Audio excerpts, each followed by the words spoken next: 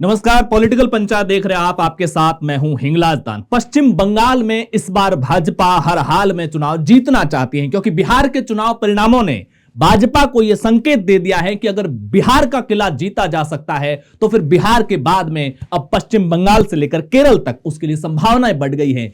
लेकिन आज हम बात करेंगे पॉलिटिकल पंचायत के इस एपिसोड में कि बीजेपी का जो भद्रलोक फैक्टर है वो क्या है और कैसे नितिन नबीन को बीजेपी ने कार्यकारी राष्ट्रीय अध्यक्ष बना करके मिशन भद्रलोक के जरिए उसने बिहार के चुनावों को जीतने की क्या कुछ रणनीति बनाई है, इसी को लेकर के आज हम बात करेंगे।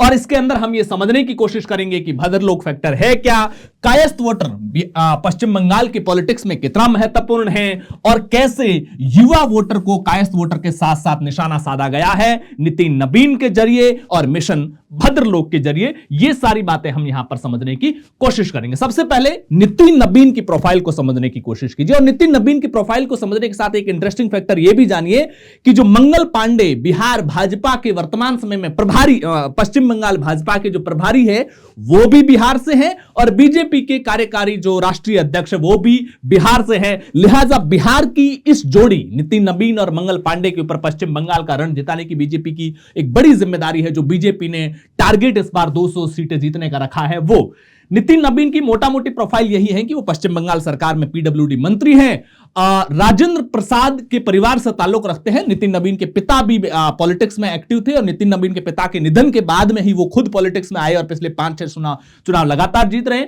इनके पिता राजेंद्र प्रसाद जो देश के पहले राष्ट्रपति थे उनके दोहिते थे। बीजेपी के राष्ट्रीय अध्यक्ष बनने वाले नितिन नबीन बिहार सरकार में पीडब्ल्यूडी मंत्री हैं। 2025 में वो 5वीं बार एमएलए बनकर के विधानसभा पहुंचे। उनके पिता नवीन किशोर सिन्हा बीजेपी के वरिष्ठ नेता थे और जो पटना पश्चिम सीट है वहां से लगातार चुनाव जीत रहे थे। राष्ट्रीय अध्यक्ष बनने के बाद में जो नितिन नबीन के साथ में एक खास बात यह भी है कि नितिन नबीन बीजेपी के राष्ट्रीय अध्यक्ष पद पर बैठने वाले जितने भी भाजपा के राष्ट्रीय अध्यक्ष बने हैं उसमें से सबसे कम उम्र में बीजेपी के राष्ट्रीय अध्यक्ष बनने वाले। लिहाजा नितिन नबीन के जरिए भाजपा युवा वोटर को भी अपना टारगेट बना रही है। अब समझने की कोशिश करते हैं कि भद्रलोक फैक्टर क्या है, बीजेपी का पश्चिम बंगाल में मिशन भद्रलोक क्या है।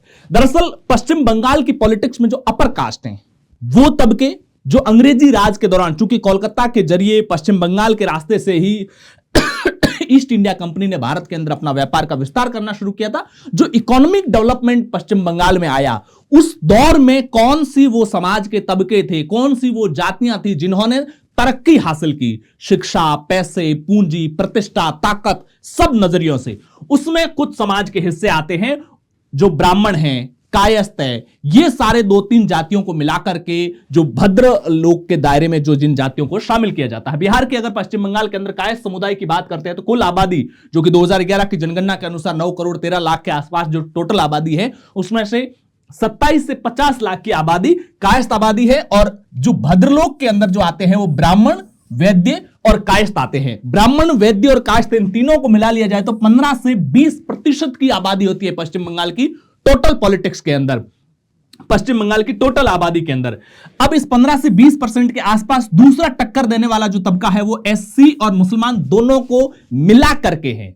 जाहिर सी बात है भाजपा की ओवरऑल अगर पॉलिटिक्स को देखा जाए, संघ की वर्किंग को जिस तरीके से देखा जाता है तो वो सबसे ज्यादा सेंधमारी करती है उस एससी तबके के अंदर जो मौलिक तौर पर जो मूल रूप से भाजपा का वोटर माना ही नहीं जाता है। दलित आबादी पश्चिम बंगाल के अंदर लगभग 2 करोड़ 14 लाख के आसपास की है। ऐसे में पश्चिम बंगाल के अंदर ब्राह्मण, वैद्य और कायस्थ जाति के जो वोटर हैं ये निर्णायक भूमिका में रहते हैं। अब निर्णायक भूमिका में रहने की एक और वजह है, संख्या तो हमने बता दी कि ये लगभग इतने प्रतिशत के आसपास है, लेकिन समाज के वो तबके जो पैसे से मजबूत होते हैं, समाज के वो तबके जो प्रतिष्ठा मजबूत होती है, पावर उनके पास में होता है और समाज का विमर्श तय करने की ताकत समाज के जिन तबकों के पास में होती है वो अपनी संख्या अगर 5% भी होती है तो 10% दूसरे लोगों को वो इन्फ्लुएंस करते हैं, दूसरों की सोच को वो प्रभावित करते हैं और वो भी उनके साथ में। ऐसे में अगर मिशन भद्रलोक के दायरे में 15% की आबादी आती है और उस 15% को भाजपा टोटली अपने साथ लेने में कामयाब हो जाती है तो ये अपने साथ 15%,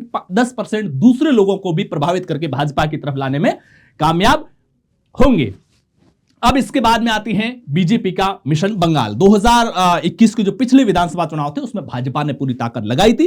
पहली बार ऐसा लगा कि बंगाल के अंदर भाजपा चुनाव जीत सकती है। हालांकि जीत से भाजपा बहुत दूर रही। 70-75 सीटें जीत करके बीजेपी यहां पर 77 सीटें जीत पाई थी उन चुनावों के अंदर। पश्चिम बंगाल के अंदर ममता बनर्जी ने फिर वापसी की थी। 213 सीटें 2021 के अंदर भी ममता बनर्जी ने इन चुनावों के अंदर जीती थी। लेकिन इस बार भाजपा ने पश्चिम बंगाल के अंदर 200 का टारगेट रखा है। 294 में से 200 सीटें बीजेपी इस बार पश्चिम बंगाल के अंदर जीतना चाहती है। और उसमें भाजपा की रणनीति के तौर पर जो मिशन भद्रलोक है यह बेहद महत्वपूर्ण हो जाता है।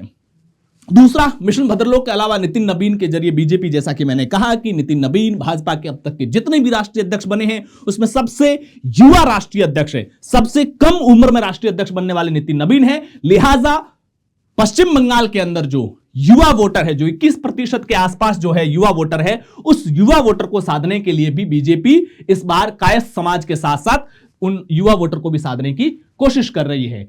एक महत्वपूर्ण बात यह भी है कि पश्चिम बंगाल के अब तक जितने भी मुख्यमंत्री रहे हैं, लंबे समय तक कायस्थ समाज से आने वाले मुख्यमंत्रियों ने पश्चिम बंगाल पर राज किया है, लगभग 34 साल तक। सबसे पहले विधान चंद्र राय जो पश्चिम बंगाल के दूसरे मुख्यमंत्री थे, वो लगभग 14 सालों तक पश्चिम बंगाल के मुख्यमंत्री रहे हैं। वो 1948 से लेकर के 1962 तक मुख्यमंत्री रहे। उसके बाद में दूसरे चेहरे के तौर पर ज्योति बसु जो पश्चिम बंगाल के सबसे लंबे समय तक मुख्यमंत्री रहने वालों में भी है। तो इन दोनों को मिलाकर के लगभग 34 साल तक पश्चिम बंगाल में कायस्थ समाज से आने वाले मुख्यमंत्रियों ने राज किया। लिहाजा पश्चिम बंगाल का पॉलिटिक्स और प्रशासनिक इकोसिस्टम है, वो जो माइंडसेट है, वो भी बीजेपी के इस मिशन भद्रलोक से रिलेट करता हुआ नजर आ रहा है। लिहाजा ऐसा लगता है कि जिस समाज ने सबसे लंबे समय तक राज किया है, कभी भी कोई जाति, समाज या कोई विचार, यहां महत्वपूर्ण जाति या समाज से ज्यादा महत्वपूर्ण होता है किस विचार, किस आइडियोलॉजी से बिलोंग करने वाले, किस सोच से बिलोंग करने वाला व्यक्ति सत्ता पर बैठा है। धीरे धीरे जो नीचे का सिस्टम होता है वो पूरा उस सोच के फेवर वाला हो जाता है। या तो लोग उस सोच को अपना लेते हैं या फिर विरोधी सोच को सत्ता हमेशा एग्जिट करके अपनी सोच वाले लोगों को सत्ता में बिठा देती है। तो कायस्थ समुदाय का अपना एक लंबे समय तक बिहार की पश्चिम बंगाल की सियासत में राज करने मुख्यमंत्री के तौर पर 34 साल का रिकॉर्ड रहा है। जैसा कि मैंने बताया कि युवा वोटर को साधने की कोशिश है। नितिन नबीन के जरिए पश्चिम बंगाल के अंदर 21.5% युवा वोटर है, जो आबादी के लिहाज से 2 करोड़ के आसपास है। 2011 के आंकड़ों के अनुसार 15 साल का समय उस बात को बीत चुका है। यह संख्या आप मोटे तौर पर मानिए कि 2 करोड़ की संख्या लगभग 2.5 से 3 करोड़ के लगभग यह संख्या पहुंच चुकी होगी। लेकिन ऐसे में जो भाजपा, अमित शाह की प्रेस कॉन्फ्रेंस को सुना जाए, नरेंद्र मोदी के भाषणों को सुना जाए, जिस तरीके से वो बांग्लादेश के अंदर बिगड़े हालातों को पश्चिम बंगाल से जोड़ करके राष्ट्रवाद को मूल मुद्दा बना रहा है, नेशनल सिक्योरिटी को इश्यू बनाया जा रहा है, वो सबसे ज्यादा इस 3 करोड़ की युवा आबादी को प्रभावित करने वाला मसला है कि कैसे घुसपैठ पश्चिम बंगाल का भविष्य प्रभावित कर रही है। और जब पश्चिम बंगाल का भविष्य प्रभावित होता है तो भविष्य प्रभावित होता है इन युवाओं का, जो 3 करोड़ युवा है, जिनको अगले 35-40 साल रोजगार से लेकर के तमाम दूसरे जो संसाधन है उसमें उन्हें अपनी हिस्सेदारी चाहिए। तो कुल मिलाकर के बीजेपी का यह मिशन भद्रलोक नितिन नबीन के जरिए वो कैसे पश्चिम बंगाल में, नितिन नबीन के लिए भी पश्चिम बंगाल पहला सबसे बड़ा टेस्ट है। हालांकि 2025 में छोटे मोटे राज्यों में चुनाव है, असम समेत तमाम दूसरे राज्यों के अंदर, लेकिन सबसे बड़ा टेस्ट अगर नितिन नबीन के लिए होगा तो वो पश्चिम बंगाल में होगा। पश्चिम बंगाल के चुनाव परिणाम ही नितिन नबीन की भाजपा में असल हाइट्स को और उनके सिलेक्शन को जस्टिफाई कर पाएंगे। पॉलिटिकल पंचायत पर पहली बार आए तो चैनल को सब्सक्राइब कीजिएगा, वीडियो को लाइक और शेयर जरूर कीजिएगा। शुक्रिया।